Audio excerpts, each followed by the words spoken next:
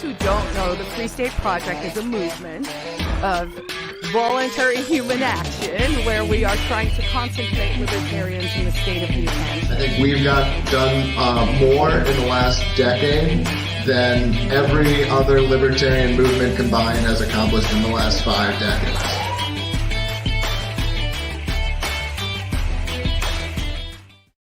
Ladies and gentlemen, boys and girls, libertarians and anarchists, movers, natives, and those on your way, thanks for tuning in to the Return Season 2, Episode 2 of Free State Live, where you can hear all about the ways you can live free and thrive in the free state of New Hampshire.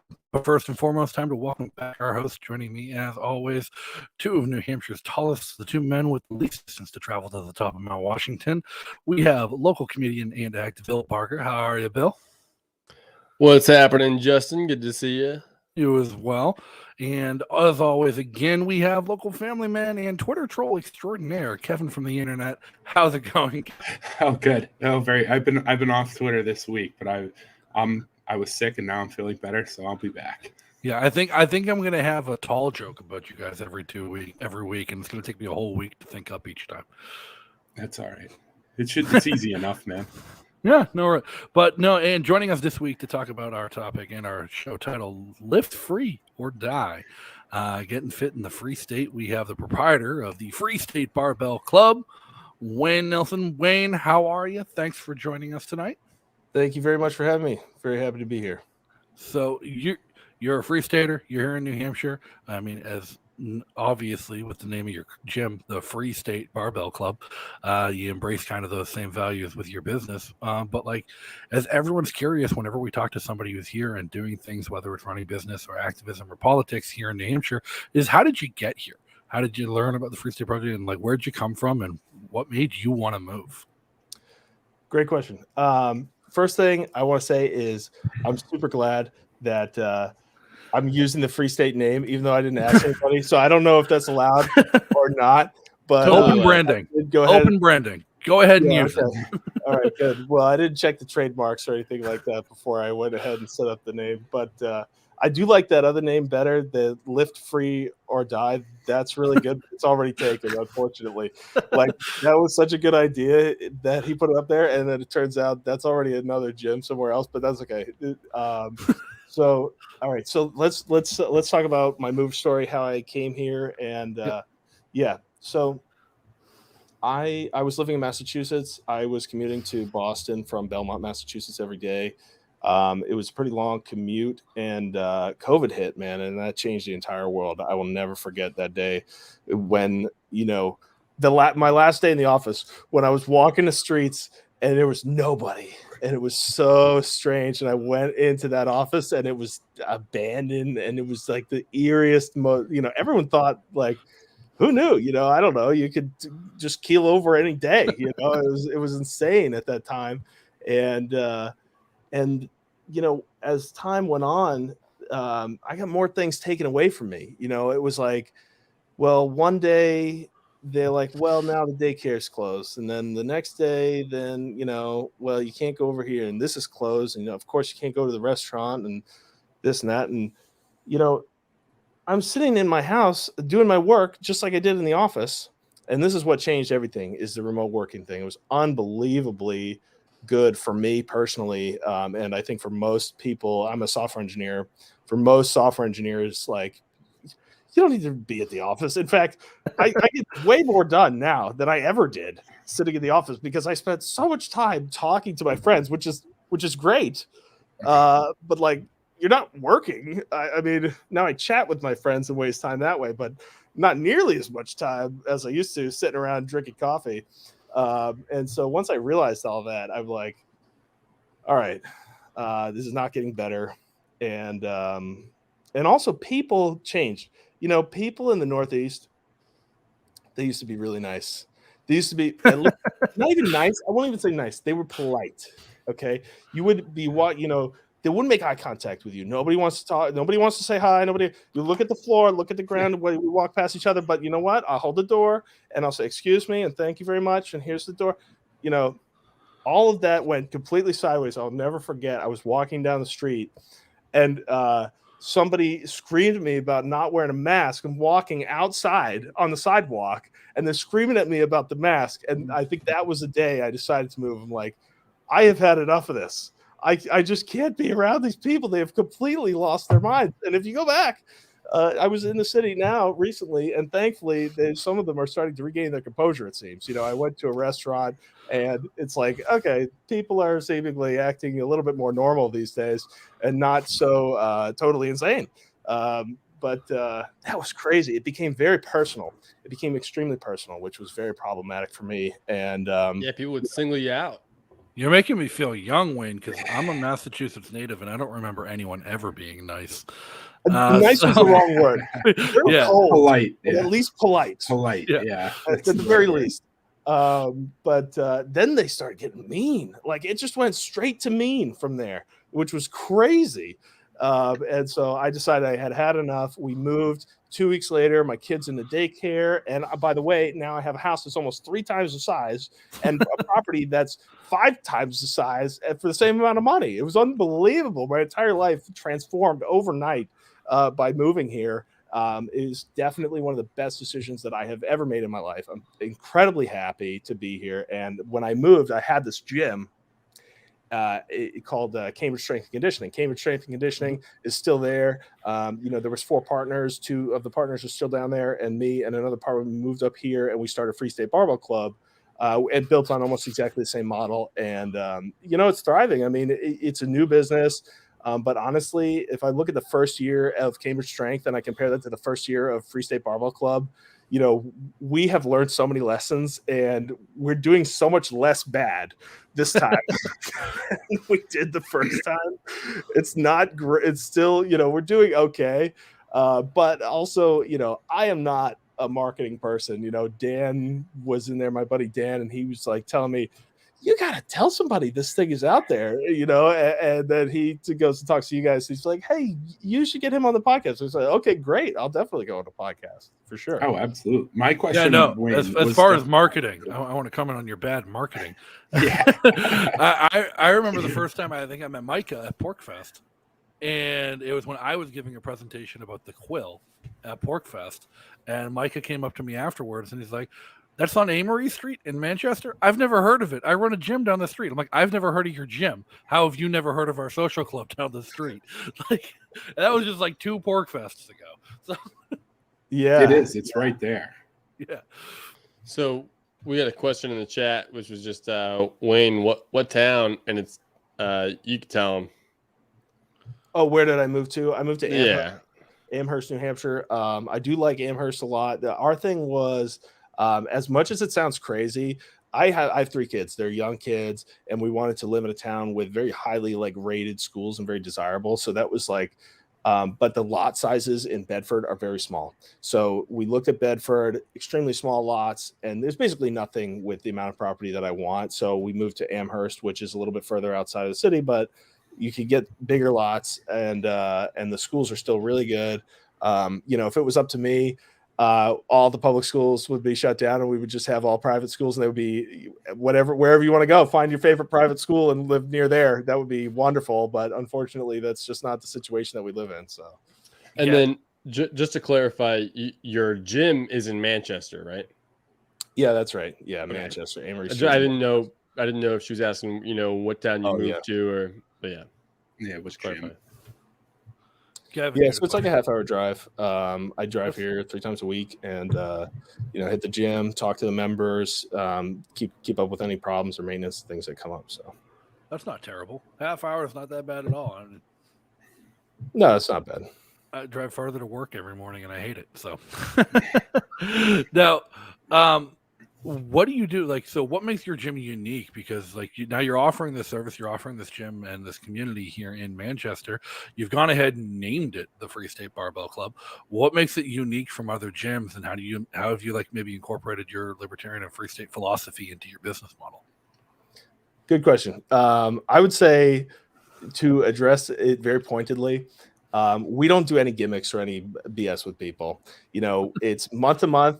You sign up, you pay monthly, and you stop whenever you want. There's no signing up fee. There's no stopping fee. There's no nonsense. It's just what's on the sticker. That's what you pay, and that's it. So I think that is kind of, in a way, is kind of a libertarian thing. I think that, the way that some of these people do business is very shady and backwards, and especially gyms. And they make all their money. The biggest difference between our gym and a regular gym is that it's really a club.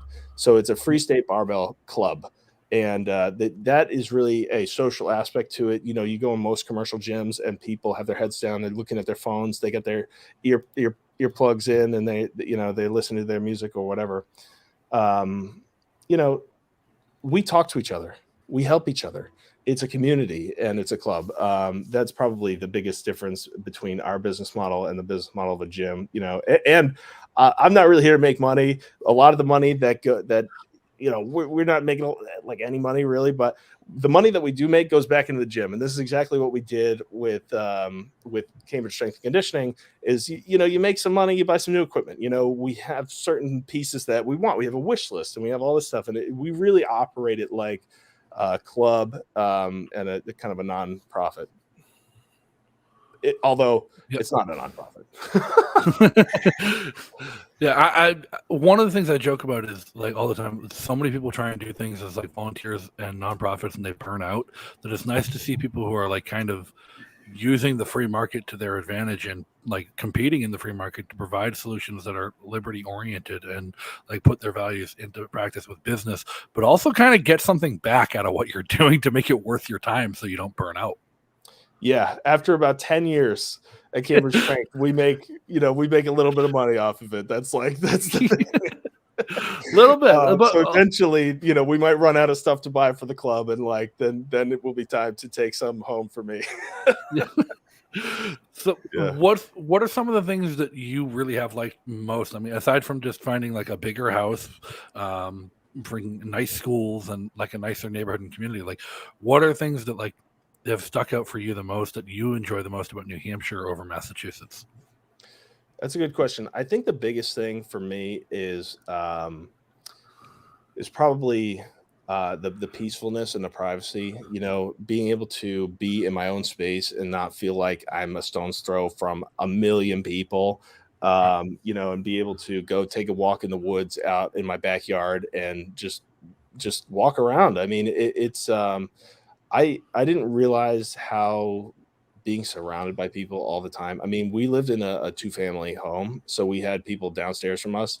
And, I think when you have kids, it's a little bit different. Like living that way when you're single is one thing, but we had 2 families in this 2-family home, and they were real families. They were people with kids, and kids get to screaming and jumping and everything else. And my daughter was jumping on the floor, and we lived on the 2nd floor, and knocked the ceiling. They had the inserts for the lights, and they were just dangling. The cans. Down. Oh my gosh. It was so just being able to have our own house on enough property that I don't have to see my neighbors, and we can go run around outside, and not have to think about other people all the time. I think that was the biggest surprise for me. I think people really undervalue the whole distance from neighbors things. And like one of the things that New Hampshire offers that a lot of other states don't is like in Massachusetts, you're either in a suburb or a city or kind of like in a desolate area. Like Western Massachusetts, outside of the cities, it's really sparse and desolated. And you have a lot of distance between you and your neighbors and a lot of privacy, but also like no opportunity. You're still commuting into those big cities every single day for work or to shop or to do something, and things get really sparse and like not happy. I lived on the Cape for years, and during the winter, I'd have to drive 2 hours sometimes to go get groceries because the Cape would be a ghost town and deserted. And like at first I thought, this is great. I have no neighbors in the winter. And then I'm like, I have to drive 2 hours, get stuck in traffic on the bridge, and hope I don't crash in the ice to get groceries. It's miserable. But here in New Hampshire, you have these small towns that are kind of spread out and sparse, but there's still amenities, there's still things to do. You're still relatively close to the cities. And then they're intermingled and intermixed with each other. You could have a small village with like a house every mile and a half right in between 2 major cities.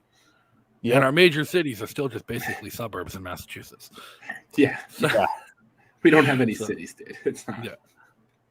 So now, Kevin, what do you got? I was just going to say, how did you hear about the Free State Project? You you moved for COVID, and obviously you're a software engineer, entrepreneur with the lifting stuff. But how did you hear about the Free State Project, and you know what did the intersection between your moving and the Free State Project come about? It's a good question. So basically, my journey with libertarianism started with Milton Friedman, and I started watching Free to Choose, and that's really what kind of got me bit into it. And then he had those Milton Friedman speaks. Oh my gosh, if anybody that's listening to this has not watched either of those, like start to finish at least once, you gotta see this stuff. It's so good, and they're free on YouTube. It's like, oh, it's the easiest thing to watch and consume. And there was a lot of production value put into this thing. And what I really liked about that is that he had this panel discussion at the end where he would talk to people that had opposing points of view from him. I think there's so much echo chamber stuff happening today, and people are avoiding the use of their critical thinking faculties in order to make themselves feel good. And to be able to sit there with people that disagree with him and go over their arguments and talk through things and maybe not come to a complete resolution, I think was really powerful for that show. But anyway, this was during the Gary Johnson thing, so that was I don't but I'm kind of like, well, this guy's like getting some traction. And then I got to watching Milton Friedman. I was like, this guy makes a lot of sense. I'm like, I really like what he's saying. That's pretty good. So where was I going with this? Oh, Free State Project. Then obviously, once you start going down, reading Hayek and everything else, if you live in Massachusetts, you're going to know what the Free State Project is. It didn't take long from there. And once I found out, I when I knew I was going to move for COVID, I signed the mover pledge just to be sure I was like on the actual book as a real mover. So we knew you were here. Yeah, that's good. So we could know you were here. Yes, exactly. Yeah, So there's a lot of people who've like, I think it's like a running joke I have that I think most of the people who have moved never signed the pledge. Right. Because it's like people like me who there is no way with all the activism I do and volunteering I do that I could ever try and make a claim I'm not a free stater and have it pass any kind of muster. But I haven't signed the pledge, and it's more out of oppositional defiance because I don't like being on lists. So, but there's a lot of people out there like me, I think. Well, not only that, I think at this point, I don't know if everybody knows this, but the Free State Project is generally counting not just movers. I mean, they do count movers, but they also like you could be a free stater if you didn't move. That used to be like when I first heard about the Free State Project, they were like, I met this person. I don't even remember where. It must have been 2012, 2014. And they're like, yeah, I'm a free stater. I'm like, oh, what's a free stater? And they're like, oh, we're libertarians. We're moving to New Hampshire. We wanted to live in the freest state, in the country. I'm like, that's awesome. I'm a libertarian. I'm in New Hampshire. Like Ron Paul woke me up. This is great. Can I be a free stater? They're like, no. I was like, well, I grew up here. I want New Hampshire to be the freest state. What the hell? So now if you don't know the handshake, I get to call myself a free stater too, even though I'm not like counted as one of the movers. But that's just interesting. It's like I think it should include more people. It's a really important distinction. Like a lot of people forget that one of the reasons New Hampshire was chosen as the state for the Free State Project's migration was the large concentration of natives already here who already shared the values, ethics, morals, and ideas of free staters. So like it was an easy place to drop in and start making a difference because you had a built-in culture that was willing and ready to embrace the political ideas that the movers of the Free State Project wanted to do. So yeah, no, as Patrick says in the chat, Bill is a free stater. That Justin guy is a free stater. Kevin is a free stater. Jack Shebeck is a free stater. Everyone's a free stater if you actually believe in the values of liberty. So I can't tell you guys, I was actually driving over here and I saw somebody with We the People on their car, and it's that kind of stuff, or the Gadsden, and you see these symbols everywhere, and these people probably maybe don't even know what the Free State Project is necessarily, and you're just surrounded by it all the time. It's wonderful. Yeah, I remember the first time I ever actually went to the Quill in Manchester. Is way back. I still lived in Massachusetts. I was actually up here visiting.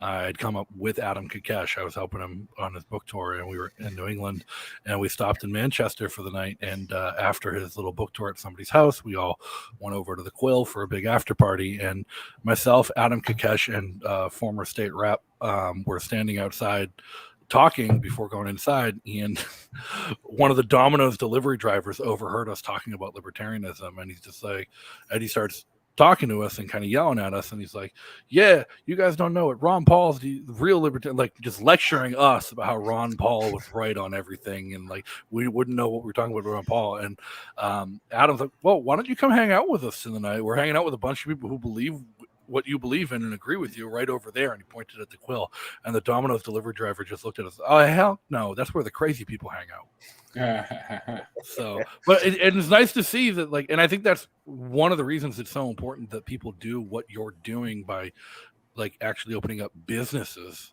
in the community and embracing the ideas and values of liberty in your business and how you portray and run your business, because it's fixing any kind of reputation that people might have had by showing that, like, no, these are people who are here to benefit and grow the community. And like, we're not hiding it. Like, we are who we are, and we're here to make the community better. And we want to make the community better, not just for ourselves, but for everyone who's already here as well.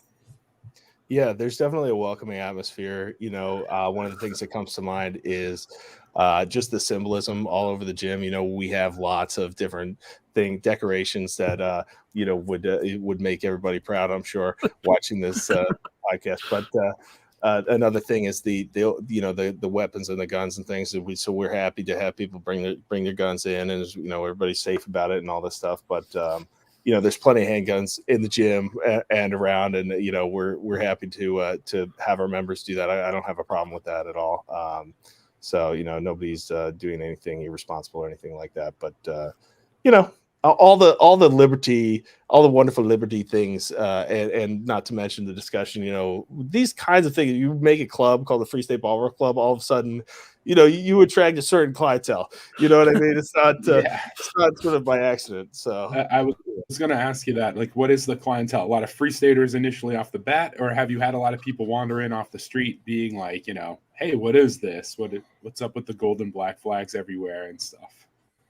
It's a good question. I actually think there's a decent number of our members that don't totally get the whole thing, like the mess, the whole free state, and I think they're probably like not even clued into it at all, which is totally fine. Like, I have that's cool.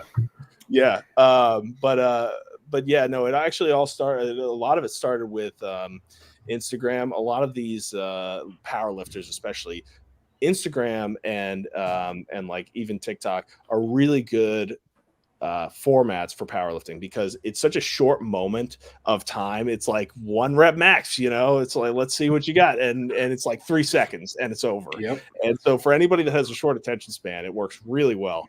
And so we were kind of going after people on Instagram, and a lot of the people that we had, you know, I don't know what their political leanings are not or whatever, but they weren't overly put off by what we had. Now in Massachusetts, we actually had this flag that as a decoration that my other founder, Micah, he wanted to put up. And so it was, you know, it was a Second Amendment related flag with guns, and it's like America's first defense or something like that. I don't know what it said. And I'm like, Micah, you can't hang that in here. Like, you know, we're going to get like the woke police coming in. It's going to affect the business. I mean, you know, it'll definitely affect the business. It might make it a better long-term clientele. Yes. But well, you were saying that in Massachusetts, though, right? Yeah. But right, we put the same flag up nice and high, right where you could see it by the front door, you know, over here. And, you know, we're not worried. Like, it's like, look, honestly, anybody here that's really going to be that touchy about it, that's fine. You stay home. That's fine. Yeah. Well, locals wouldn't care about something like that. It's too common. Exactly. It's too normal from natives. You know, me and Bill, guys grew up with stuff like that everywhere. It's not a big deal. Nobody cares. You know what's interesting is so that plaza that you're in there, I actually, years ago when I was a kid, I worked at the convenience store that closed down right around the same time you guys opened in that plaza. And so nice. You didn't get knifed, did you? You know how many people got held up a knife point. No. So that's the other thing, as far as like just my own inattentiveness. You've been there for a good long time at this point, and I never noticed until Micah told me about the gym at Porkfest. I never knew you guys were there, and I am a frequent, regular pickup order at Golden Tao, next to you. Yeah, it's very good. Honestly, this is going to that... turn into an advertisement for Golden Tao, but Golden Tao is the best Chinese restaurant in at least in Manchester. It's very good. North Garden's also pretty good. You should try it. Which one? North Garden. It's like Garden. on Mass Road. All but so yeah, I was going to go to the convenience store. This is how I found out it was closed. I went to the parking lot. It's closed, and I'm like, all right, I guess I'll go somewhere else. And I went to fire off a text, and I look out my window, and I see like an ANCAP flag in the window, and it says Free State Barbell Club. I'm like, what is this? How long has this been here? Like, I grew up in this neighborhood. I've never seen this. Right. I did the same thing. Mike is in the chat. Yes, Micah. Everyone knows and loves Janet, the proprietor over at Golden Tao. So great establishment, great plaza. Apparently, at this point, I think is there still a few vacant spots in the plaza. Maybe we ought to just force some more Free Stater businesses in there. Yeah. There's the main one, the staple one, is still available. It's the old pawn shop, and actually, it's a really nice spot, corner spot, good signage and everything. Yeah, and they just redid the parking lot in the plaza. It's really looking pretty good. It's looking a lot better than it was when we moved there, and they redid the plants and things. But it's too bad about that convenience store. We actually kind of know a little bit about what happened. But the guy went to India and got stuck there because of COVID. And then and then he had these goofball people running it, and they couldn't make it happen, and they weren't ordering stuff, and everything was expiring, and it was like a total disaster. Oh no! Oh man! Yeah, because that's a good spot for a store. That store was there for years and years. My whole life growing up. I know. I told Micah, I'm like, somebody could pick that thing up and just turn it around. Now that's 100%. A business opportunity for a Free Stater over there. I don't know how much it would take. It probably wouldn't take that much money to get that thing turned around. So, but it's an investment in the community, and that's what Free Staters are all about: investing in the community, serving the community, improving the community, and fixing up the landscape and making where you live a nice place to live. I mean, because let's be honest, isn't that what it's all about when it comes to community improvement? It's like you want to live somewhere that's nice to live, where you want to live, and you need to make your neighbors happy with you to do that. So that's when it comes to investing in your community, opening businesses, doing your cleanups, your community service. And these are all things Free Staters are doing to improve the communities that we live in, not just for us, but for the natives, for the people who are here before us, for the people who are going to come after us, and most importantly, for the next generation of Free Staters, so that there can be liberty in their lifetimes. I don't know, Wayne, anything you want to leave people on? I would say come and check out the gym. Monday, Wednesday, Friday night, that's when we're there. Come check it out. Check out our website. First time is free. Just come by and talk to us and see what we're all about. It's a really good time, and you might learn something along the way. We'll teach you how to lift properly and things like that. So, come on by. I really do have to go back to the gym. And we do have one final question for you, Wayne. Shanwu has to ask, how many members do you have in the Manchester area? So we're up to around the 55, 60. That's kind of where we've been floating around for a little while. And, we're hopefully we'll get more, because our rent's going up. always the hope for more. So, everybody, Wayne, thank you for coming on tonight. Thank you for telling us about what you're doing. This is and your story, because it's fascinating. We need more people opening up businesses and unique and different. We've seen a bunch of people open restaurants, a bunch of people open consulting or tech companies, whatever. You're the first person I've heard of opening up a gym. And just a reminder that there's a whole other completely forgotten about realm of industry and service industry and amenities that people don't engage in, or forget they engage in, that are absolute necessities for daily life. And Free Staters can make a huge difference by impacting those roles. If you guys want to learn more about the Free State Project, you can check out fsp.org, learn more about the organization, the groups, the movement, and how you can get involved. If you're not here in New Hampshire yet, make sure you come for a visit sometime. For fsp.org/visit New Hampshire. Get in touch. Chris will help you plan a visit. It's going to be great. You can meet your future neighbors, scope out your future home, maybe figure out what communities you'd feel most comfortable in by visiting them. And if you're here, if you're looking to get involved, if you're looking to meet some friends, or while you're visiting, check out the calendar. The Free State Project calendar is the most jam-packed calendar of Liberty events in the world. You'll never find something more packed with more events to pick from. There's not a single day on the calendar where you only have one choice or one option. Every day is jam-packed with things that you have to pick from, whether it's movie nights, bonfires, social events, or activism. Get together to make phone calls, text bank, put together a letter writing campaign. Everything's on that calendar where you can get involved with your neighbors, social and community groups, in making a difference in your community. And if you want to support the Free State Project, as always, fsp.org/give, or reach out to Chris through the website, and she can tell you how to get involved with recurring donations, one-time donations, crypto donations, fiat donations, whatever. That's above my pay grade and beyond my scope of I don't know what they do, but they do go to helping the great cause of getting more libertarians like us, like Wayne, and like you moving here to New Hampshire. Bill, Kevin, anything to leave on? Nope. That's all I got. All right. Thanks for joining us for another week. And until next week, see you guys next time, and be free.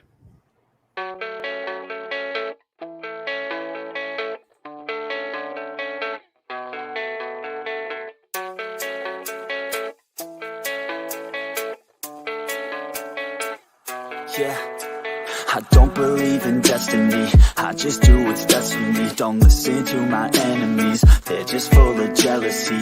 Yeah, this legacy, you gon' see what's left of me. You gon' see success in me, you ain't seen the rest of me. I just wanna be the best at what I know, better than the rest, just watch me grow. Put me to the test and watch me go. This is my quest, I'ma make it known. They call me obsessive, oh I know. Call me selective with my notes, call me aggressive with my flow. Call me offensive even though Joe, I ain't gonna lie.